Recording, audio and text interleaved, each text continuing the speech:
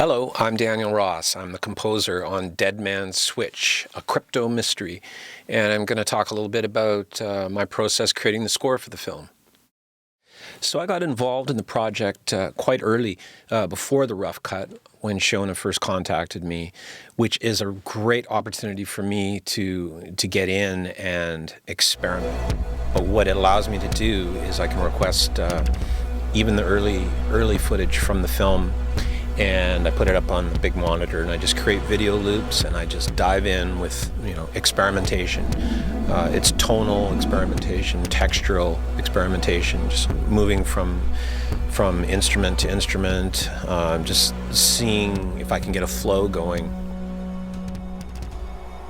And eventually I'll discover a couple of motifs that will emerge as candidates for score. And they might be connected to an idea about the narrative of the film, or they might come from conversations with Shona, or they might come from my understanding of the broader concept of the film.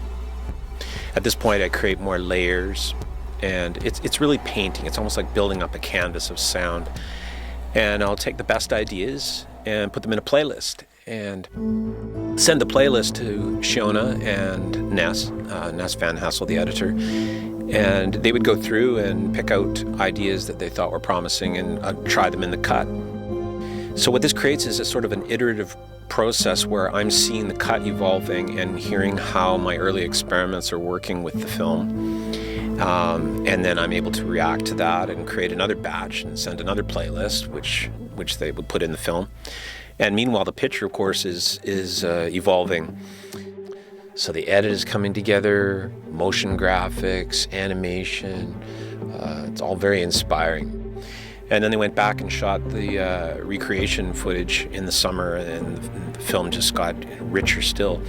So as all this is happening, I'm able to respond to that and feel like a part of the team working towards that lock cut. The task at that point is standing back and seeing the topography of the score, like the peaks and valleys, the twists and turns, and how that will integrate with the narrative of the film. So the musical palette for the score that emerged from all the experimentation ended up being a hybrid approach, a combination of electronic instruments, hardware synthesizers, temperamental but fun to be working outside of the computer, and more traditional scoring textures such as strings, brass, piano, percussion, and all these combined in a hybrid approach.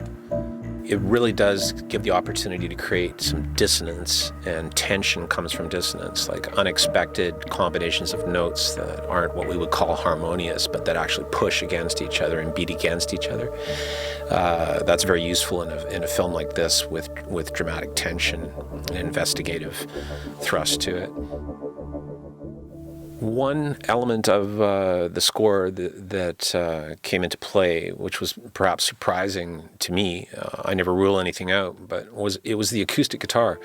Now, I'm principally a guitarist, so I'm always happy to play guitar, but I wouldn't have anticipated using acoustic guitar in a film about cryptocurrency. I tended to deploy the acoustic guitar in scenes where there was more of a human connection, more of an emotional connection to someone on screen. And it ended up being, there's not a lot of guitar, but it is featured somewhat in a number of the cues on the film. Wrapping up, it was a great film to be a part of, a great project, and really enjoyed working with the entire team, and learned a lot, some good challenges, and it was a lot of fun.